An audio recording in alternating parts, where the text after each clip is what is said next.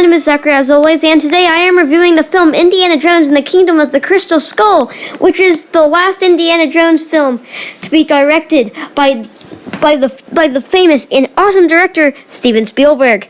Now we open this movie with a bunch of military vehicles, right? They're driving down the road. And then once they get to this military base, we see Indiana Jones and his friend Mac right here get dragged off, and they get thrown out of a trunk. Now, something interesting about this intro is that this is really different from all the other Indiana Jones intros. If you really think about it, in the first one, it's the beginning. It's an amazing, beautiful intro. Indiana Jones is this mysterious person. We don't know anything about him other than his name is probably Indiana Jones. And then, so we don't really know anything about him. It's so perfect. In the second one, we see Indiana Jones all fancy at Club Obi-Wan. Pretty cool. And it leads into a hijinks, and it kicks off the adventure. Nice, solid. And the third one, it's a flashback, which we hadn't really gotten at that point, which is nice. And then in this one, it's just like, oh yeah, Indiana Jones, this guy has been thrown out of a trunk. This guy right here. And and the villain of this movie is Russians. Yeah, and since this is 1957 and it does not take place during World War II, it's Russians during the Red Scare, and not exactly the Red Scare, but it's during McCarthyism, the period of McCarthyism, pretty much.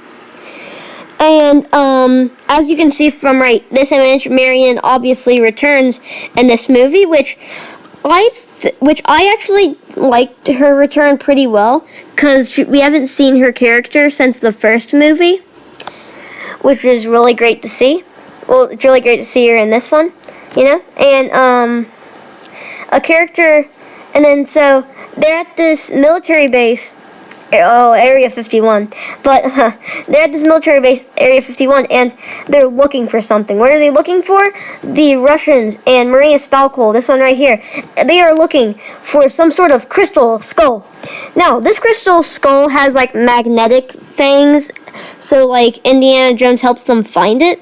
Yeah, for some reason, a lot of this movie is focused around Indiana Jones helps them a lot on purpose. In this movie, he literally helps them find the crystal skull that kicks off their adventure. Later, when the Russians are staying in a camp in the woods, Indiana Jones helps them for some reason when he could have literally escaped, probably if that easily. So, honestly, I don't really get it, but, whatever.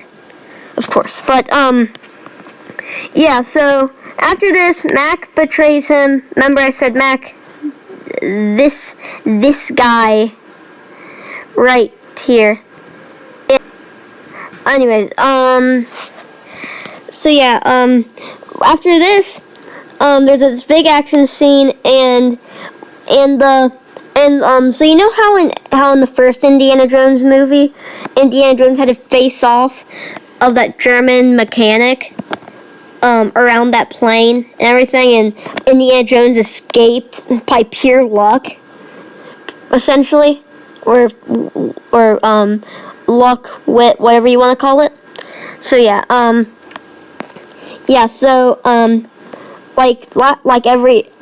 last time, he escapes, obviously. Following this, we meet our main character, Mutt, after, no. There's a nuke town, which I think behind the scenes for this specific bit is actually very interesting, because they actually built a miniature town, and they just blew it up for the nuclear explosion scene, since it's a nuke town. Who would have thought of that? But so that was an interesting idea. I like how they executed it. They executed it pretty well. But the way he escaped was in a fridge, which he would have suffocated. He really would have suffocated. It really the blast from the bomb really wouldn't have done everything to him. It really would have just been the him suffocating in the fridge when he was flying through the air, and also he probably would have fell out of the fridge. But yeah, I don't know for sure. But anyways, after this, he escapes the Russians. The U.S. finds him. Following this, Indiana Jones obviously escapes the Russians, and the U.S. government finds him, and the Russians are gone, pretty much for the most part. And so they question him. He tries leaving. He's done being Indiana Jones. Oh no, but we're only like 30 minutes into the movie. So, this kid Mutt finds him, which we later figure out is his son, which honestly wasn't a very big twist. I mean, why else would they have just some random kid go with Indiana Jones?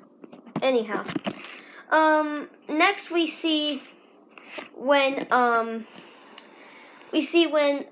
they go on some adventures. They find the other crystal skull, and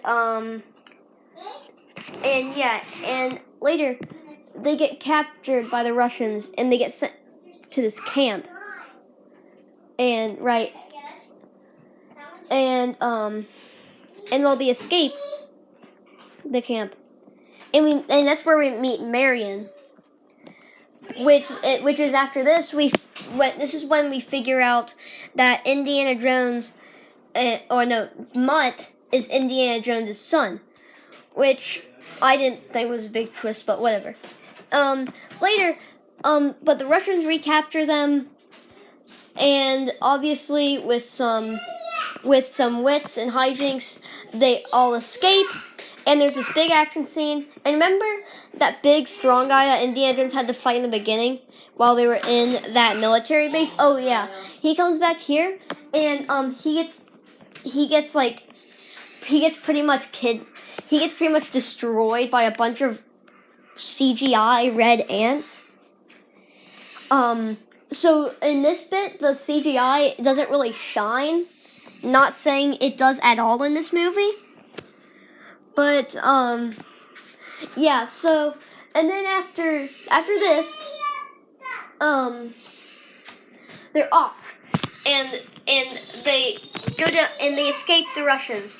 But little did we know, Mac was with them, saying that he was with the CIA. He wasn't actually with the Russians, but actually he was a triple agent, and it's kind of pretty stupid. But, yeah, and they eventually get to the temple where they need to put the crystal skulls, and Maria Spalko and the rest of the Russians are following them, and, they eventually get to the throne room, I guess, where all the crystal skulls are. They put back the last crystal skull, and then a bunch of weird things happen. Like, all the crystal skulls just, go together and turn into one big alien, which was strange. And then, Marina Spalko, pretty much just gets her brain melted, and then she kind of just dissolves, and then just goes up into the air. It's really weird. And then, into dust, and then the other Russians just fly up into the air. No answer. But, and then, obviously, the main characters escape, except for Mac. He dies because he was trying to get all the gold from the temple and failed miserably, because he died. But, they escape. At the end of the movie, the very last thing that was in the movie is that Marion and Indiana Jones get married.